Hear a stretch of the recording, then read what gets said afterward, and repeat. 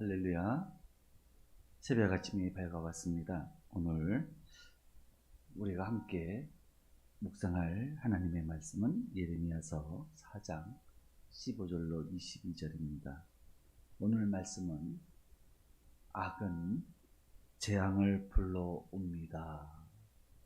그렇습니다. 우리의 삶에서 악을 제거해야 할 이유는 재앙을 불러오기 때문입니다. 악과 재앙이 따로 있는 것이 아니라 악 그 자체가 바로 재앙입니다. 악을 히브리어로 살펴보면 라아라고 하는 그러한 단어인데요. 재앙이라고 하는 히브리어 단어 역시 라입니다. 그러니까 이 라라고 하는 히브리어는 악이라는 뜻과 더불어서 재앙이라고 하는 뜻을 함께 갖고 있는 것입니다. 그런데 세상을 살다 보면 악을 행하는 자만 재앙이 닥치는 것이 아니라 의롭다 하심을 받은 우리 성도들도 고통을 당합니다. 오히려 우리들의 삶을 돌아보면 성도들의 삶에서 더 커다란 고통을 당하는 것만 같고 더 힘들게 사는 것만 같습니다. 그러나 성도의 고난은 끝이 있고 회복과 더불어서 더 큰 은혜로 하나님께서 부어주시지만 악을 행하는 사람에게 초래되는 재앙은 그 자체로 영원한 종말을 맞이하게 되는 것입니다.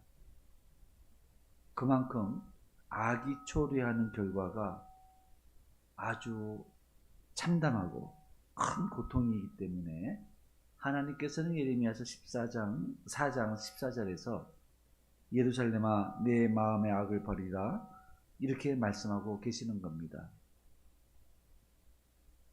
그런데 우리는 이 죄악의 결과를 예상하지 못하고 악에 대해서 관대한 태도를 가지고 있습니다. 대체로 하나님의 말씀에 불순종하는 삶을 대수롭지 않게 여기고 삶의 방식과 행위를 통해서 죄악을 행하게 되는 것을 볼 수가 있습니다. 우리가 일반적으로 살아가면서 내가 꼭 하고 싶은 것들이 있습니다. 그런데 그것이 하나님 보시기에 악한 것임에도 불구하고 우리 육신의 정욕이 우리로 하여금 그것을 강하게 유혹할 때가 있죠. 그럴 때는 어떻게 합니까? 그럴 때는 그 죄악의 결과 생각하려고 하지 않습니다. 외면해 버립니다. 그리고 당장 내가 즐기고 싶고 내가 하고 싶은 것들을 행하게 되는 것입니다. 하지만 그 결과는 매우 혹독하게 찾아올 수가 있습니다. 성경에서 보시면 오늘 본문의 말씀이죠. 예레미야서 4장 17절로 18절에 그들이 밭을 지키는 자같이 예루살렘을 애워싸나니 이는 그가 나를 거역하기 때문이니라. 여호와의 말씀이니라 이렇게 말씀하셨어요. 그리고 18절에 너의 길과 행위가 이 일들을 부르게 하였나니 이는 너의 악함이라. 그 고통이 네 마음에까지 미치느니라. 아멘. 그렇습니다. 지금 하나님께서는 그가 나를 거역한 것, 이것이 너의 길과 행위가 이와 같은 멸망을 초래했다. 이렇게 말씀하고 계시는 거죠.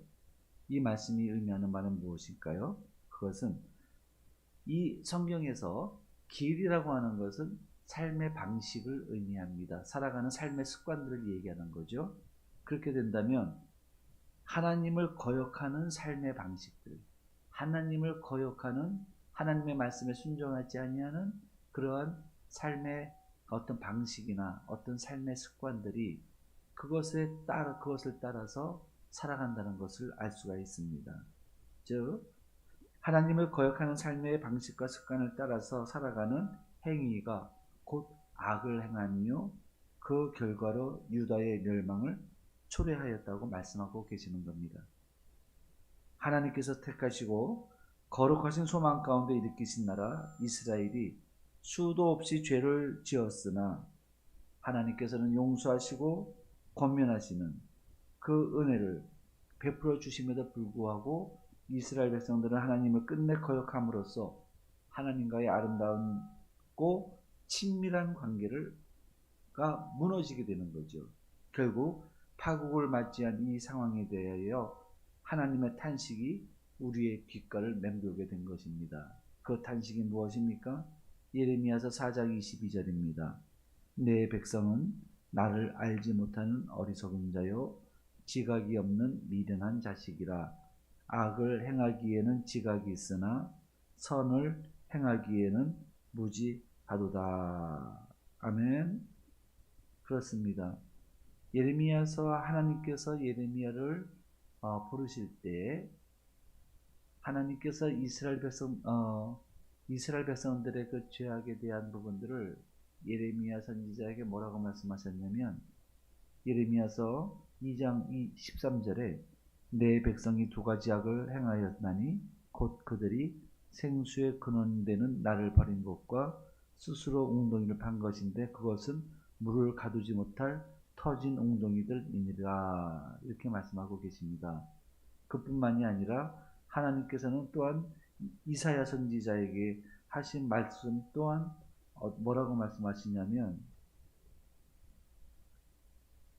소는 그 임재를 알고 나귀는 이사야서 1장 3절이죠. 소는 그 임재를 알고 나귀는 그 주인의 구유를 알건만은 이스라엘은 알지 못하고 나의 백성은 깨닫지 못함도다. 이렇게 말씀하고 계신 겁니다. 그렇습니다. 여러분, 우리가 하나님의 말씀을 따라서 살아가는 것이 참으로 복입니다. 그러한 사람들 앞에 하나님의 그 은총이, 하나님의 은혜가, 하나님의 돌보심의 은혜가 늘 함께 하시는 겁니다. 내 마음대로 살아서 내 육신이 좋아하는 그러한 삶을 산다고 우리 인생이 행복하게 되는 것이 아닙니다.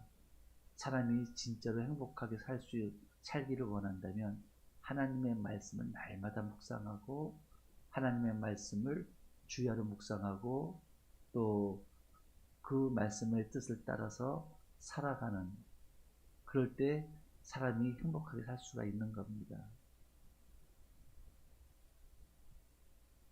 할렐루야. 그러므로 오늘 이 말씀, 악은 재앙을 불러오죠. 결론적으로 말씀드리면 이것입니다.